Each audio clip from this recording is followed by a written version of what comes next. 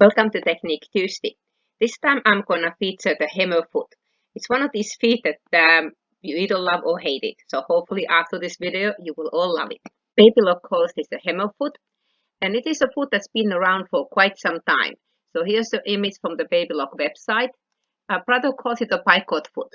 So really they do the same thing. The only difference is that on the picot foot that groove is a little bit smaller. But the Baby Lock also on their website, you can get information about the foot. Of course, when you get the foot, the package has this little handout that tells how to use it. But if you ever lose this one, you can just go on the website and just click in there for the manuals. And on this case, the only manual there is the PDF file of this foot. And it is for all the feet, they have it available. So these are great reference if you have lost this little piece of paper. But on this one, it shows exactly how to do this foot. So I'm gonna do a demo and show if I got how to properly use this foot. So this is a question I quite often get. Can I get to make very, very tiny, nice, narrow hem? And yes, there are multiple ways to do this one. We can do it with the standard foot with a few steps. And if I look my Baby Lock sewing accessory workbook, currently called Inspirational Guide, we have instructions on this one how to make designer hems. This is a two-part. I will show how to do this one also, but then there is an easier way. We also have a hammer foot, and that is what I had used on this little napkin. So it's just a cotton fabric, and I sewed those narrow hems on all the corners, all the edges. So I will show that one, both ways how to do this one. Okay, the traditional method to do a designer hem, these really narrow hems, would be to press the edge under. And I pressed it about 3/8 of an inch. It doesn't really matter how much you press it under because part of it is going to be cut out after. A nice tool also to get even hems is this little pressing tool. Has markings. It's kind of a tacky surface a bit. So if I put this one in the edge of the fabric, and then I press over and I can put your iron on top of it. So I use this one to get my hem. So now I'm gonna use this time an edge joining foot. I could use the standard foot also, but the edge joining foot just makes this a little bit easier. And I have my stitch set for left kneel position. So I put the little guide, this little guide in the middle of the foot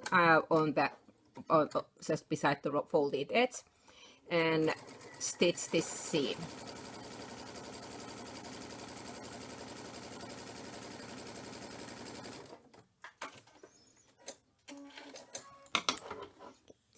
And now I need to trim most of this seam allowance away. That's why I said really didn't matter how much you fold it. I guess depends on how much hem you have available for your garment or whichever you want to use it.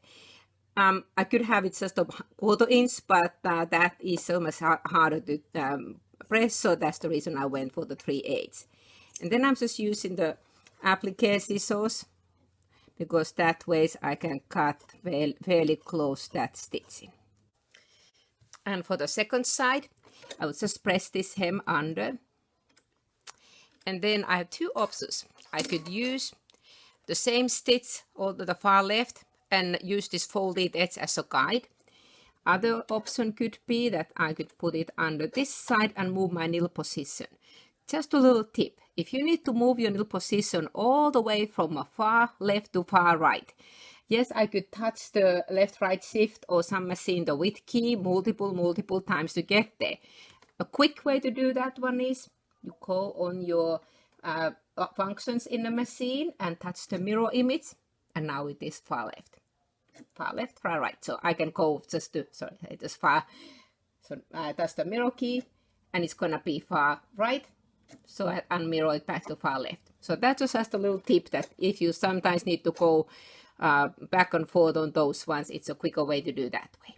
Well, I'm gonna use the left kneel position and the folded edge against the guide, because that way on my right side my stitching will be more even on that edge, because I didn't trim this exactly perfectly, so that way my right side looks prettier.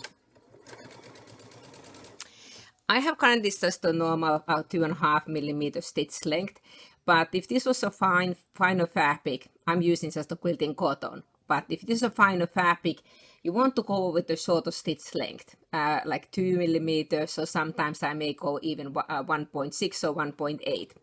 But for this sample, I'm just using the standard stitch length also. The edge joining foot is a really great foot for any time you want to have a nice little edge finish.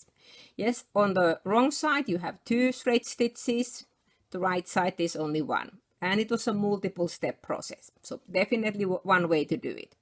Let's see what the hammer foot would do for us. The hammer foot is one of these feet that people either love it or hate it. And my personal story is when I first got one of these, maybe, I don't know, 30 years ago, and I thought, oh, that is so cool. Let's just start stitching. I put it in the machine. I tried it. I maybe tried it 2 or 3 times. And then I put this back in a box and I said, well, that was waste of money. I hated it. And then years later, I went to one of the baby lock dealer conventions, leader meetings, and I took a class about how to use all the baby lock feet. And when the educator showed me how to use this foot, I just started laughing. And she kind of looked at me like, what is so funny? I said, you just don't know how I would have loved this foot during the years, because I do a lot of garment sewing and also lots of home decor. So for me, that was just kind of like I open up, because I ended up doing my hems this way, multiple steps. This would have saved so much time. But it is a foot that you may need to do a little practice. So it may not be your first, your best friend in the beginning. Okay, so I'm going to snap the foot. This is just a snap-on foot. Actually, before I get it out, what I'm going to show, this foot has a little curly Q toe. And then underside, there's a groove. Brother calls this one a bicord foot. Baby Lock calls it a hammer foot. And they are a little bit different versions. Some of the ones have an even narrower little slit. This is the Baby Lock hammer foot that I'm using. Mine is a really old one. So that's the one that I then grew to be friends with. So let me just snap that foot on. And I'm going to put the straight stitch needle at the center position this time. I could use a zigzag stitch and some of the other. I'm going to show another cool technique with this too, but I'm just going to do the hem that I did on this little napkin. See, there's only one seam this time, so pretty on both sides. And that was just a quilting cotton, again, what the fabric I used. So we have a couple ways to do it. Some of the instructions on the manual when they tell the use about this foot, and that's how I was told at the dealer training, would be to do a little diagonal stitch on this one. So let me show that method, and then I'll show the other way that I like a little bit better. For this one, I'm gonna lift my bobbin thread up also. And I was using my multifunction foot pedal, so that was kind of a hands-free. I just want to have a little bit of a longer tail on both my top and bobbin threads, and yes, I have odd colors on this one. And then I'm going to put the fabric diagonally on a corner, and just to do just a few stitches right at the corner. Lift my needle up, and then I use my needle lifter. And this is really where the needle lifter becomes almost absolutely needed, because we need 3 hands. So this is what, if you haven't ever used a needle lifter, this would be the time to practice using it. It may become your best friend. I have hard time sewing without it. So now I'm going to take, so I had just 3-4 stitches right at the corner there. And I'm taking all these thread tails and going to use this as an anchor to get my fabric onto that curly Q. So if I'm going to fold this edge a bit and just kind of get it on that little curly Q. And then I will pull it back and kind of keeping this little angle. And you may lose a little bit in the beginning there. But then, see, this is where it starts curling up. When I used this foot the first times, actually the first 3 or 4 times, whatever times I tried it, when I finally gave up on it, I put my fabric flat on the surface. And what happens, that curly Q just kind of lets go the fold. The educator, when she showed this little trick, is if you hold it up like a 45-degree angle, kind of an angle how that fabric goes onto that little metal piece, it just kind of keeps going on there. So that way, then I can just go ahead and stitch all the way through there.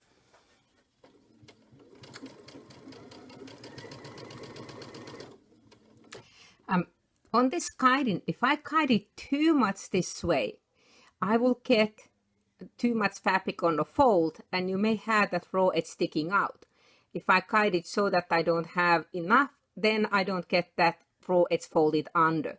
So often other help what I put my index finger from my left hand and on this in front of the toe to just keep that approximately 1/4 inch fold. I'm trying to keep my fingers away from the camera. That's kind of tricky when I'm doing it at an angle. See, now that I went too much, I'm getting too thick of a fold on this one.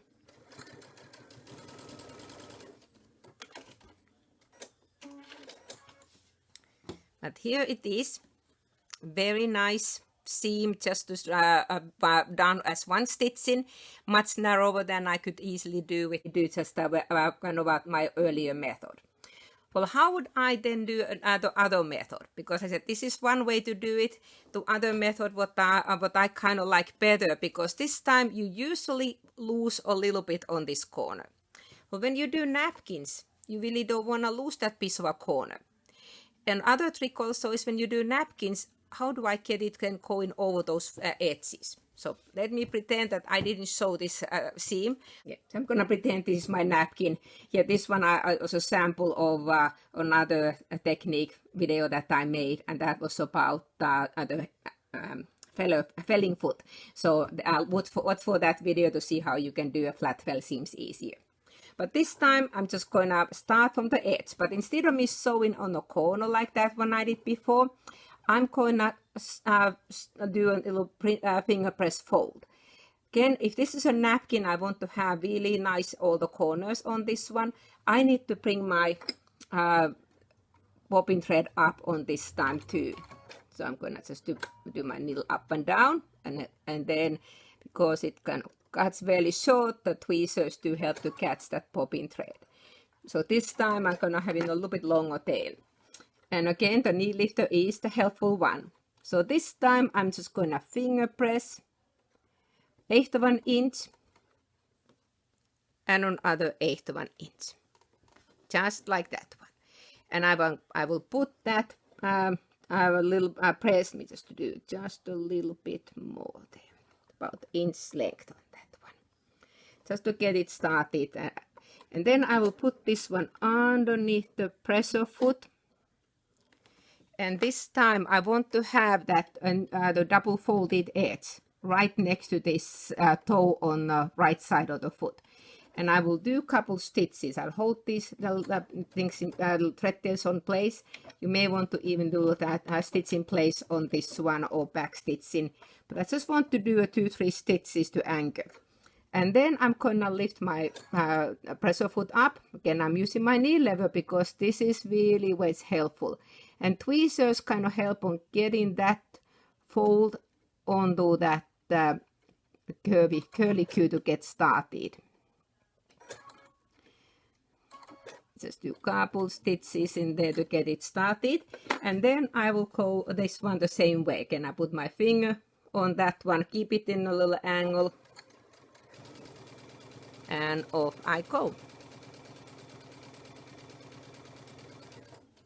Okay, now my fabric's fraying a little bit there, and there we go. Okay, and then I could do a little bit of a back stitching in the end, or stitching in place to secure, and using my multifunction foot pedal. So this way I had my beginning a little bit prettier than on my previous sample when I had to do that. So again, manual, that inspirational guide workbook, that will tell us to do this method, but this is another one that when I want to have them both all nice corners. Well, if this was a napkin, so then how I go to the next corner? Because it's kind of hard to get it started on that bulky side. So on a napkin, instead of me going for the next, and you can't really pivot at the corners. This time you go all the way edge and then trim those thread tails, and then we'll do another seam. But instead of doing the seam, that would be where I finish my other one, I'm gonna go back to where my original seam was.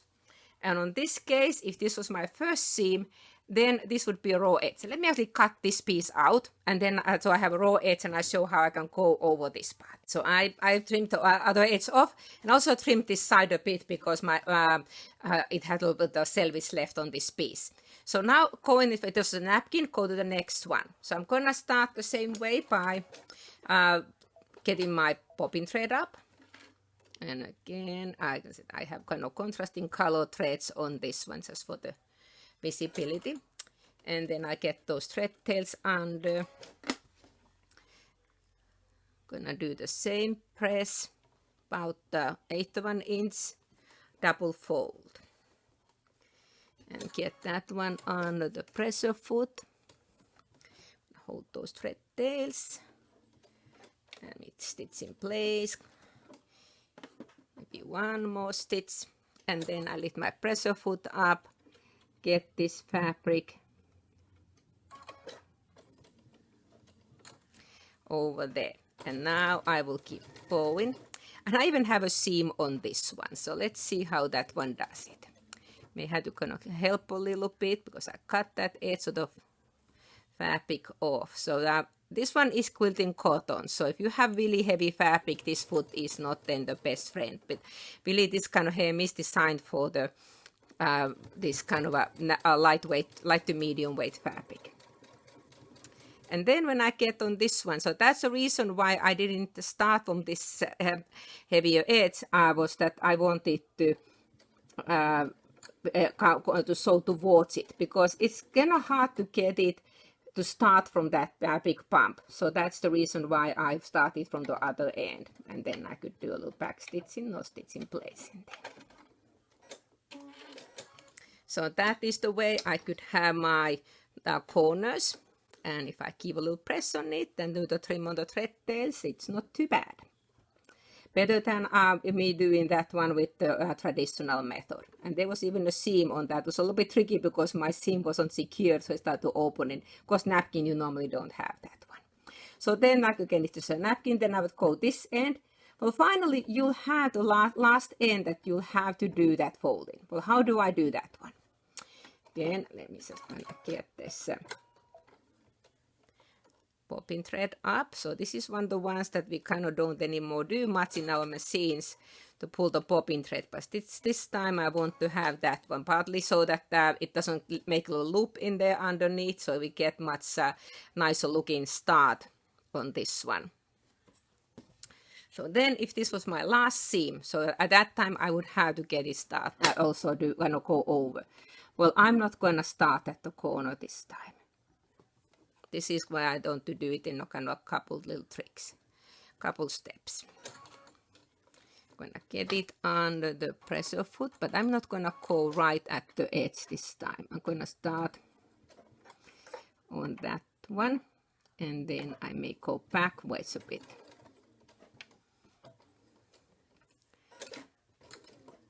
Because it's kind of hard to get started right, so I just kind of started a little bit before. And then I will just do that little folding again, getting it onto the stool, into the curlicue, and then I can keep going. So my little seam in there is kind of fighting back a bit because it is a double fell seam. There we go. Oop. See, if I don't hold it in the front, this is what happens. That's the why you kind of, the trick is to keep it right there. Otherwise it comes out of the fold.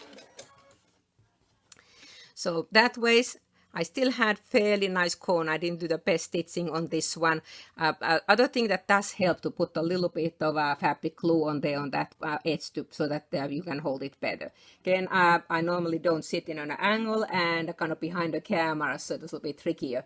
So I do a better job when I'm not well, this is my disclaimer anyway, but here's what I had done this one. I actually started my last seam a little bit further out, and then I just stitched it manually. I just folded it and stitched over, so I had a little double stitching on that part.